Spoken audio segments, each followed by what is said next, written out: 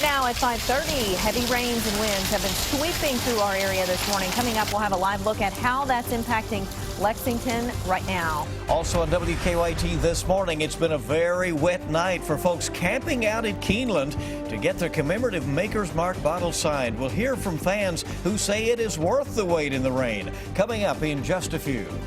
Severe threat is still out there, but it's really for the eastern zones now and southern zones throughout the next few hours. We'll get this pushed on out of the way and have a beautiful weekend in store. I'll have all that coming up. Tracking, alerting, protecting. This is WKYT This Morning. Good morning. It's so nice to have you along. Here we are, Friday, April 10th, a rainy day out there right now. I'm Bill Bryant. And I'm Rebecca Smith. Yes, and we are under a tornado watch right now, so we should mention that. Mike is keeping us up to date on all the happenings. A WKYT First Alert Severe Weather Day, and here he is with a check on radar. Good morning. Hey, good morning, guys. Yeah, the bigger picture here is that the severe weather threat is now over with for Lexington. However, you're still under that tornado watch. Doesn't really mean anything. It just means it hasn't gone through the system from the National Weather Service yet. And that goes for Franklin County. That has been canceled.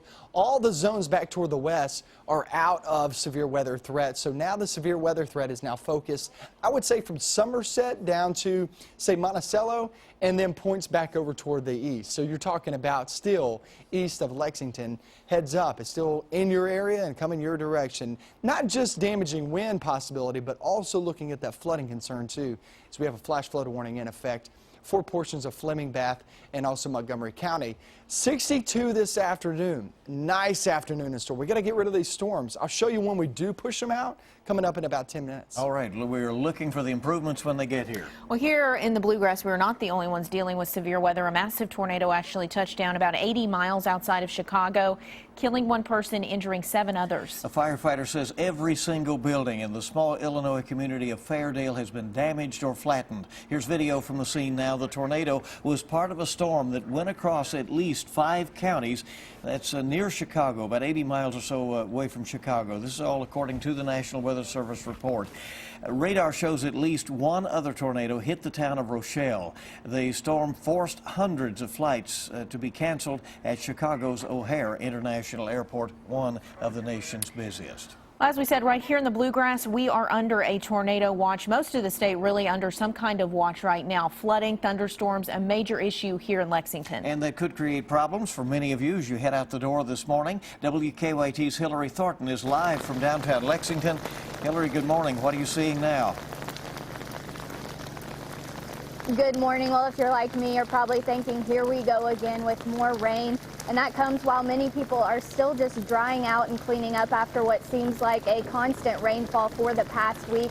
Last Friday morning's kind of when it started with that heavy rainfall. And as you can see out here, the rain is still coming down a week later. The rain really picked up here about 30 minutes ago. Thankfully, the wind has slowed down a bit. We were able to actually get an umbrella up this half hour, which is good. There's been quite a bit of lightning and thunder out here.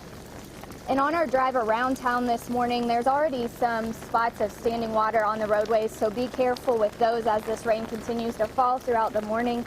If you remember last Friday, the heavy rains caused water to cover many roadways around Lexington, causing at least 8 roads to be shut down. So be aware of the possibility of some high water on your morning commute out there. And we will continue to keep you updated on the conditions out here in Lexington and any problems that are reported. For now, we're live in Lexington. Hillary Thornton, WKYT. All right, it looks like a mess. Try to stay dry out there, Hillary, if you at all can. That storm left dozens without power this morning across central Kentucky. Nearly 75 people in Winchester are waiting to have power restored. 32 people in Lexington do not have power, as well as 14 in Versailles.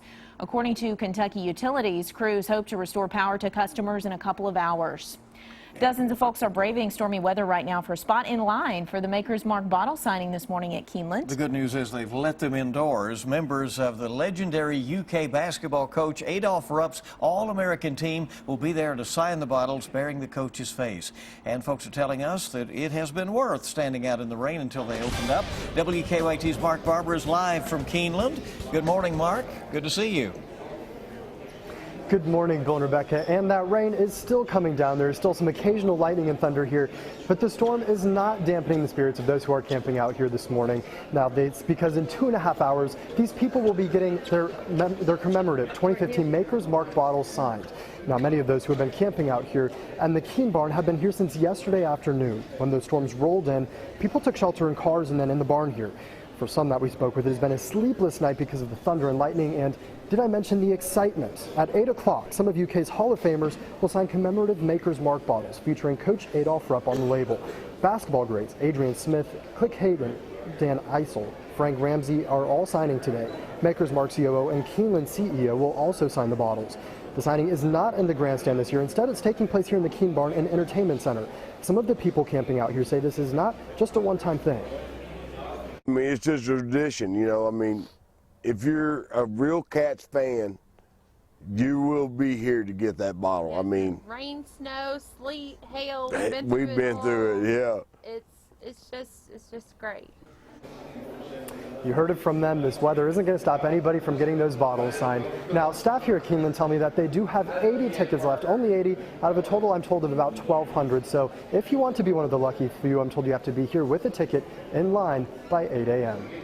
Live here at Keeneland, Mark Barber, WKYT. All right, it's a good thing they get to wait inside for sure. We can help you track storms even if you're away from your TV.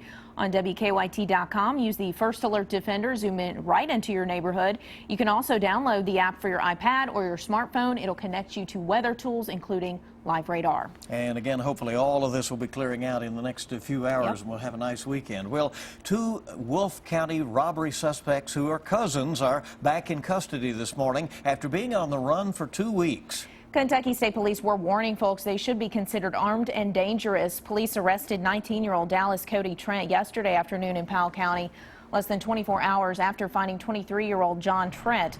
Cody's father and stepmother say he's not dangerous. They're just happy he's safe. Relieved. Very relieved. I mean, seeing him step out was because we've been right out there searching too. We're thankful he wasn't in the river, or that he's alive, that he's okay. We're glad. Maybe now we'll get him straightened out. Cody and John Trent are now each charged with escape in addition to a prior first-degree robbery charge. Investigators are still trying to identify a man who was found dead in a Madison County creek outside of Richmond. State police say a group of canoers found the body Wednesday night in Silver Creek. That is near Will Green Lake on the outskirts of Richmond. Investigators say they have not been able to figure out how long the body was in the water or how the man died, but they think he could be from the area. You know, we do have missing persons cases that do come into this post. So we've correlated kind of who we think he may be back to those cases. It looks like it is going to be a case from here in Madison County. An autopsy on the body has been scheduled for today. Well, new this morning, a man was flown to UK hospital after he crashed his motorcycle in Bath County. Dispatchers tell us this happened just after 10 last night in the Sharpsburg area. They say they're not sure how the man crashed, and they're not sure if alcohol or drugs were involved. We're told the man's injuries were not life-threatening.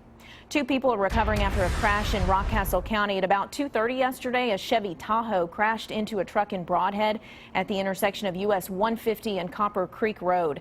Brodhead firefighters tell us 2 people had to be cut out of the Tahoe. They were taken to Rockcastle Regional Hospital. Another person involved in the wreck was not hurt. It's been nearly a month since Nicholasville police officer Burke Rhodes was killed in a crash, but people in his community are making sure that his memory lives on.